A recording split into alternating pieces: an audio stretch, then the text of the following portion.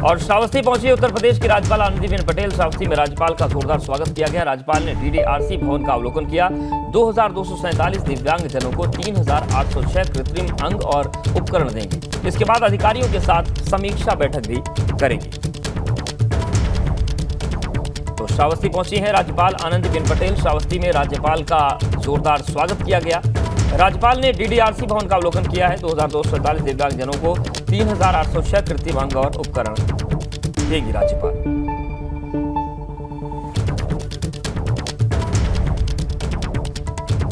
तो श्रावस्ती की तस्वीर आपको दिखा रहे हैं जहां पर राज्यपाल आनंदीबेन पटेल पहुंची हैं। 2247 दिव्यांग जनों को उन्होंने 3806 कृत्रिम अंग और उपकरण देंगी। इसके बाद अधिकारियों के साथ समीक्षा बैठक भी वो करेंगे। और बड़ी खबर अमरोहा से, जहां पर तेंदुए ने किसान पर हमला कर दिया। तेंदुए के हमले के बाद गांव में दहशत का माहौल है। कई दिन से गांव के आसपास ही ये तेंदुआ रह रहा था। वन विभाग ने तेंदुए को पकड़ने के लिए पिंजरा लगाया है। तेंदुए ने पालतू कुत्ते और 3 बकरियों को भी निवाला बना लिया है। थाना रजबपुर इलाके के पीठखेड़ा गांव का ये पूरा मामला है। तो अमरोहा की तस्वीर दिखा रहे हैं जहां पर तेंदुए ने किसान पर हमला कर दिया। तेंदुए के हमले के बाद गांव में दहशत का माहौल है। कई दिन से गांव के आसपास ही तेंदुआ मंडरा रहा था। वन विभाग ने तेंदुओं को पकड़ने के लिए पिंजरा लगा दिया है। तेंदुए ने पालतू कुत्ते और 3 बकरियों को भी निवाला बना लिया है। थाना रजबपुर इलाके के पीठखेड़ा गांव का पूरा मामला है।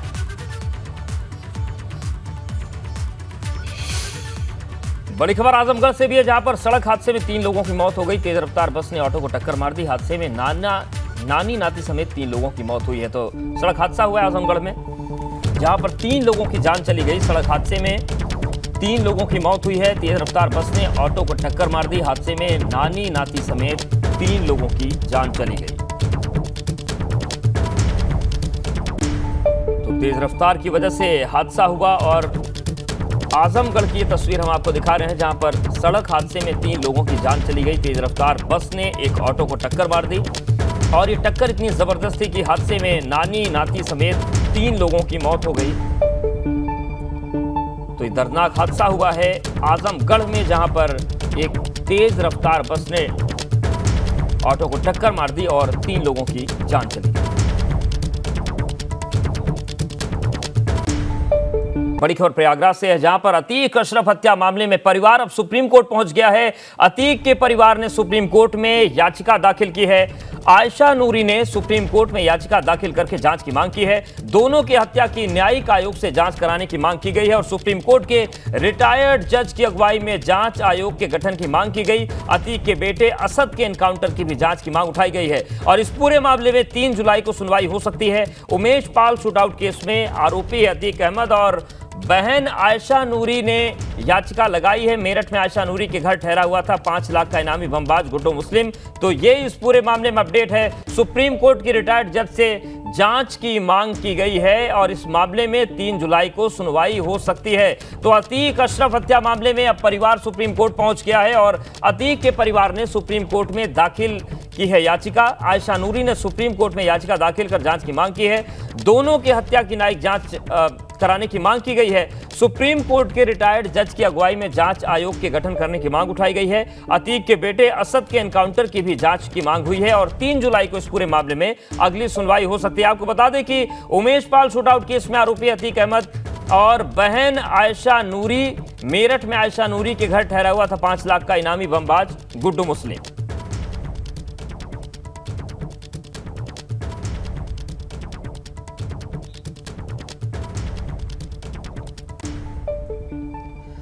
वही रायबरेली में छात्रों के 2 गुट आपस में भिड़ गए। छात्रों ने एक दूसरे पर जमकर लात घूंसे बरसाए। मारपीट की तस्वीर सीसीटीवी में कैद हो गई है। सीसीटीवी फुटेज में आप देख सकते हैं कि छात्र एक दूसरे को दौड़ा दौड़ा कर पीट रहे हैं। सभी छात्र कोचिंग पढ़ने आए थे। इसी दौरान किसी बात को लेकर उनमें झगड़ा हुआ। शहर कोतवाली क्षेत्र के डिग्री कॉलेज चौराहे की यह पूरी घटना है। देखिए इन तस्वीरें आपको दिखा रहे हैं। रायबरेली की तस्वीर है जहां पर आपस में छात्रों के 2 गुट भिड़ गए। छात्रों ने एक दूसरे पर जमकर लात घूंसे बरसाए। मारपीट की तस्वीर सीसीटीवी में कैद हुई है। सीसीटीवी फुटेज में आप देख सकते हैं कि कैसे छात्र एक दूसरे को दौड़ा दौड़ा कर पीट रहे हैं। सभी छात्र कोचिंग में पढ़ने आए थे। इसी दौरान किसी बात को लेकर उनमें झगड़ा हो गया। शहर कोतवाली क्षेत्र के डिग्री कॉलेज चौराहे की ये पूरी घटना है, जहां पर 2 छात्र गुटों में जमकर भिड़ंत हुई और काफी देर तक वहां पर हंगामा मचा रहा।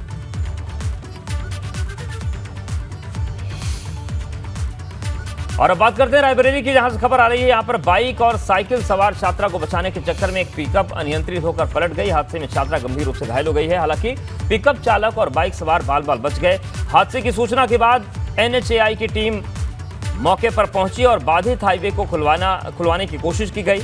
लखनऊ प्रयागराज हाईवे ओवरब्रिज पर यह हादसा हुआ है। तो देखिए किस तरीके से पिकअप पलट गई और बताया जा रहा है कि बाइक को बचाने के चक्कर में यह हादसा हो गया। लखनऊ प्रयागराज जो रूट है वहां के फ्लाईओवर पे घटना हुई और चूंकि फ्लाईओवर पर यह पिकअप पलटी थी, ऐसे में जाम की स्थिति बनी। उसके बाद फौरन NHAI के जो अधिकारी थे वो मौके पर पहुंचे और जो परिवहन था उसको सामान्य करने की कोशिश की। बड़ी खबर कानपुर से है। कानपुर STF और कल्याणपुर पुलिस को बड़ी सफलता मिली है। अवैध शराब की 200 पेटियां पकड़ी गई हैं। यूरिया और खाद में छिपाकर यह शराब लाई जा रही थी। कन्नौज से कानपुर आ रही थी अवैध शराब की पेटियां। 2 व्यक्तियों को हिरासत में लेकर पूछताछ की जा रही है। तो कानपुर STF और कल्याणपुर पुलिस को बड़ी सफलता मिली है। अवैध शराब की 200 पेटियां पकड़ी गई हैं। यूरिया और खाद में छिपाकर इन्हें ले जाया जा रहा था। कन्नौज से कानपुर आ रही थी अवैध शराब की पेटियां। 2 व्यक्तियों को हिरासत में लेकर पूछताछ जारी है।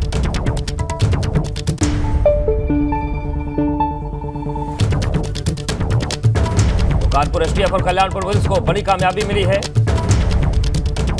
200 पेटियां अवैध शराब की पकड़ी गई हैं।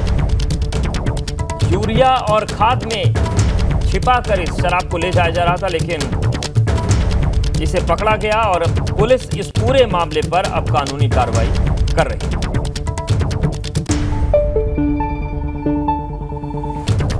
मानसून और आपदा प्रबंधन को लेकर कांग्रेस प्रदेश अध्यक्ष करण माहरा ने सरकार को आड़े हाथों लिया। करण माहरा ने कहा कि अभी तो केवल मानसून ने दस्तक दी है, लेकिन राज्य में मानसून से निपटने के तमाम दावों की पोल खुल गई। उन्होंने सरकार पर निशाना साधते हुए कहा कि वाहवाही के चक्कर में राज्य के अंदर केवल माहौल बनाने का काम किया जा रहा है। उन्होंने कहा कि अभी राज्य के अंदर जिस तरह के हालात बन रहे हैं उसको देखकर चिंता का विषय तो यह है कि अगर आपदा जैसे हालात पैदा हो गए तो उससे निपटने में कैसे सक्षम होंगे। देहरादून और हल्द्वानी जैसे बड़े शहरों में सड़कें खोदकर छोड़ दी गई हैं, कोई देखने वाला उन्हें नहीं है। तो मानसून के आने के बाद सियासी तकरार का दौर शुरू हो गया है और कांग्रेस प्रदेश अध्यक्ष करण माहरा ने आरोप लगाया है कि अभी तो मानसून ने केवल दस्तक दी है, तब तैयारियों की पोल खुल गई, लेकिन जब मानसून पूरी तरीके से आएगा, आपदा जैसे हालात बने तो कैसे सरकार निपट पाएगी, ये सबसे बड़ा सवाल बना हुआ है। और बड़ी खबर कौशाम्बी से, जहां पर यूपी STF ने मुठभेड़ में 1.25 लाख की इनामिया गुफरान को गोली मार दी। शातिर बदमाश के सिर पर गोली लगी है। जिला अस्पताल में बदमाश की इलाज के दौरान मौत हो गई। तो लखनऊ के डिप्टी SP DK शाही के नेतृत्व में यह मुठभेड़ हुई। प्रतापगढ़ के आजाद नगर कोतवाली का रहने वाला था बदमाश गुफरान। 27 वर्षीय बदमाश के खिलाफ गंभीर धाराओं मुकदमे दर्ज हैं। बदमाश के पास से कई अवैध असलहे भी मिले। मंझनपुर कोतवाली के समदा चीनी मिल के पास यह मुठभेड़ हुई।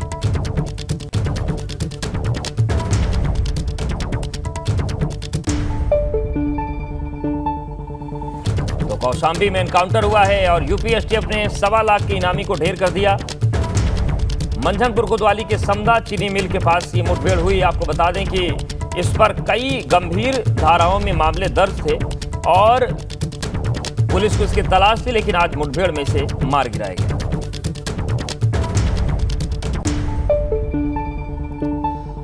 बड़ी खबर फतेहपुर से भी है, जहां पर पिन्नी खाने से परिवार के 7 लोग बीमार हो गए। प्रसाद खाने के बाद गांव की महिलाओं समेत 7 लोग बीमार हो गए। सभी लोगों को जिला अस्पताल में भर्ती कराया गया है।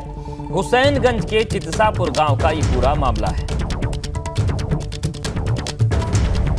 तो बड़ी खबर फतेहपुर से है, जहां पर पिन्नी खाने से परिवार के 7 लोग बीमार पड़ गए। प्रसाद खाने के बाद गांव की महिलाओं समेत 7 लोग बीमार हो गए। सभी लोगों को जिला अस्पताल में भर्ती कराया गया है। तो हुसैनगंज के चितसापुर गांव का ये पूरा मामला है। और बात करते हैं मुजफ्फरनगर की। मुजफ्फरनगर के बुढ़ाना में सोमवार का दिन एक परिवार पर कहर बनकर टूटा। ईंट भट्टे पर गड्ढे में गिरकर 3 मासूम बच्चों की मौत हो गई। तीनों एक ही परिवार से थे। सूचना पर पुलिस मौके पर पहुंचकर जांच पड़ताल में जुटी। जानकारी के मुताबिक गांव रसूलपुर के रहने वाले हुसैन का 6 साल का बेटा फैसल और 8 साल का बेटा असद और आरिफ का बेटा एहसान सुबह भट्टे पर खेलने गए थे। बारिश के पानी में खेलते खेलते वो गहरे गड्ढे में गिर गए। उनकी मौके पर ही मौत हो गई। घटना की सूचना मिलते ही ग्रामीण मौके पर पहुंचे और किसी तरह उन्हें बाहर निकाला गया। अस्पताल ले जाया गया, लेकिन डॉक्टर्स ने उन्हें मृत घोषित कर दिया।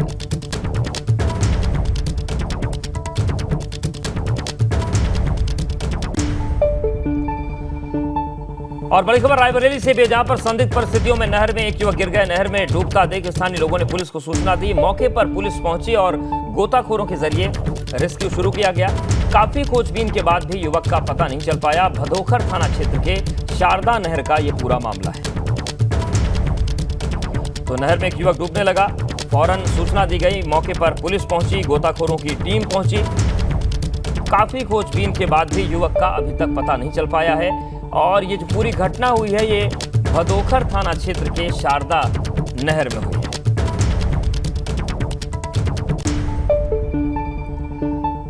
प्रयागराज के जैतवाड़डीह रेलवे पुलिया के पास श्रद्धालुओं से भरी बस पलट गई। इस हादसे में करीब 15 लोगों के घायल होने की सूचना है और सभी घायलों को स्थानीय लोगों की मदद से नजदीकी अस्पताल में भर्ती कराया गया है। आपको बता दें कि पड़िला महादेव मंदिर में पूजा अर्चना करने के बाद सभी श्रद्धालु वापस घर जा रहे थे। थरवई थाना क्षेत्र का यह पूरा मामला बताया जा रहा है, जहां पर यह हादसा हुआ। श्रद्धालुओं से भरी बस पलट गई। पड़िला महादेव के दर्शन करके लोग लौट रहे थे और तभी यह हादसा हो गया। जैतवाड़डीह रेलवे पुलिया के पास की घटना है। थरवई थाना क्षेत्र है प्रयागराज का, जहां पर यह बस पलटी है।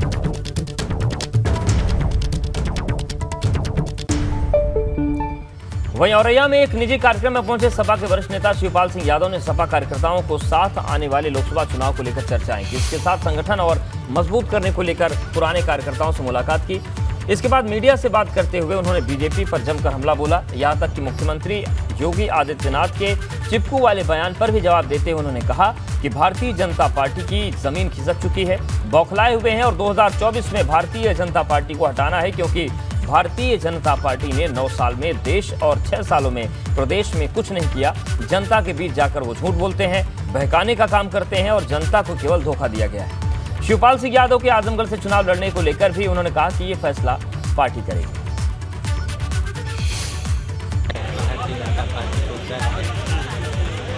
करके ये कुछ कर रहे हैं, अब उनकी समझ में तो आ नहीं रहा है। और 2024 में भारतीय जनता पार्टी को हटाना है, क्योंकि भारतीय जनता पार्टी ने 9 सालों में इस देश और प्रदेश की जनता के लिए कुछ नहीं किया। प्रशासन ने जो जनता को बीच में झूठ बोला है, जनता को बहकाने का काम किया है, जनता को केवल धोखा दिया है। भारतीय जनता पार्टी के राज में कानून नाम की कोई चीज़ है नहीं। संविधान को वो मानते नहीं, कानून को वो मानते नहीं। सपा के महासचिव स्वामी प्रसाद मौर्य ने पीएम मोदी के अमेरिका दौरे को लेकर सवाल खड़े किए हैं। उन्होंने कहा कि अमेरिका में नरेंद्र मोदी से पूछे गए सवाल का जवाब तब मिल गया जब राष्ट्रपति द्रौपदी मुर्मू को मंदिर में प्रवेश से रोका गया। स्वामी प्रसाद मौर्य रायबरेली में छत्रपति शाहू जी महाराज की जयंती के मौके पर आयोजित कार्यक्रम में शिरकत करने पहुंचे थे, जहां उन्होंने कहा कि देश में जाति और धर्म के आधार पर विभाजन आम बात है। स्वामी प्रसाद मौर्य ने कहा कि जब देश में सर्वोच्च पदों पर बैठे लोगों के साथ भेदभाव हो रहा है, तब आम दलित और पिछड़ों के साथ क्या होता होगा, समझना मुश्किल नहीं है। जिस तरीके से मानवाधिकार के जवाब देते देते माननीय प्रधानमंत्री थक गए और उनको कहना पड़ा कि भारत में जाति और धर्म के आधार पर भेदभाव नहीं होता, और अभी 1 हफ्ता भी उनका बयान नहीं हुआ कि कल राष्ट्रपति को इस जाति अपमान के कड़वे सच का सामना करना पड़ा। तो जिस भारत में राष्ट्रपति जैसे पद पर बैठे हुए द्रौपदी मुर्मू को मंदिर में जाने के साथ भेदभाव के व्यवहार का सामना करना पड़ा, मंदिर में जाने से रोका गया, जाति अपमान का कड़वा सच उनके सामने आया, तो स्वाभाविक रूप से अमेरिका में कटघरे में खड़े किए गए प्रधानमंत्री जी का असली चेहरा खुल करके दुनिया के सामने आ गया। फतेहपुर जिले में लव जिहाद का मामला सामने आया है। मुस्लिम युवक ने हिंदू लड़की को हिंदू बनकर अपने प्रेम जाल में फंसाया, फिर उसके साथ दुष्कर्म कर ईंट से कुचलकर हत्या कर दी। आरोपों के मुताबिक युवती अहमदाबाद से मौसी की लड़की के यहाँ एक कार्यक्रम में आई थी। सिकंदर नाम के युवक ने सोनू बनकर दोस्ती की और जब वो एक शादी में आई तो उसे गेस्ट हाउस से बुलाकर 500 मीटर की दूरी पर दुष्कर्म किया। उसके बाद ईंट से कुचलकर उस पर हमला कर दिया। घायल युवती को डॉक्टर्स ने हैरिट के लिए रेफर कर दिया, जहां पर युवती ने उपचार के दौरान दम तोड़ दिया। लड़की शादी समारोह में शामिल होने बिंदकी गई थी, वहाँ पे इसके साथ दुष्कर्म की घटना करने के बाद इसे घायल कर दिया गया था लड़की का ट्रेवल्स बस की बसें चलती हैं, सूरत जाती हैं बसें इसकी, वहीं से आना जाना इन लोगों का परिचित हुआ। काफ़ी दिनों से परिचित थे, एक दूसरे से बातचीत होती थी। बातचीत के दौरान ही लड़का वहाँ मैरिज होम पहुँचता है और आपस में ये लोग मिलते हैं। वहाँ पर दुष्कर्म की घटना कारित करके और उसको घायल कर दिया था, जिसकी आज डेथ हो गई है। इसमें वैधानिक कार्रवाई की जा रही है। 15 जून से मानसून सत्र शुरू होते ही रामनगर का स्थानीय शासन प्रशासन सतर्क हो गया है। जो कोसी किनारे आबादी वाले ग्रामीण इलाकों में बसे हुए हैं, उनको खाली करके सुरक्षित स्थानों पर पहुंचाए जाने की कार्रवाई चल रही है। वहीं उनके भरण पोषण के लिए 4 महीने का राशन उपलब्ध कराया गया है। उप जिलाधिकारी के आदेश पर राहत और बचाव के लिए तैयारियां पूरी की गई हैं। तो मानसून सत्र जो मानसून है उसकी दस्तक के साथ ही प्रशासन अलर्ट पर है। कोसी नदी किनारे बसे हुए ग्रामीणों को सुरक्षित स्थानों पर पहुंचाने की कार्रवाई चल रही है। उप जिलाधिकारी के आदेश के बाद 4 महीने का राशन भी वहां पर उपलब्ध करवा दिया गया है। जिला स्तर पे भी आपदा परिचालन केंद्र शुरू हो गया है और तहसील स्तर पे भी आपदा परिचालन केंद्र शुरू हो गया है। इसके अलावा जो हमारा चुकुम जो एक आपदा प्रभावित क्षेत्र रहता है, क्योंकि उसका आने जाने का रास्ता नदी से ही होके जाता है, तो वहाँ पे हमने 4 महीने का राशन पहले भिजवा दिया है। और भी जो ज़रूरत की आवश्यकता है वो हम वहाँ के लोगों से, वहाँ के जनप्रतिनिधियों से बात करके उन तक हमने पहुँचा दी है। और यदि अगर कोई ऐसी स्थिति आएगी तो उसके लिए भी हम रेडी हैं। जैसे लास्ट आप जानते हैं कि आवश्यकता पड़ने पर हमने जो है बोट्स की मदद लेके भी जो है, और 21 की आपदा में तो हमने हेलीकॉप्टर की मदद लेके भी वहाँ पे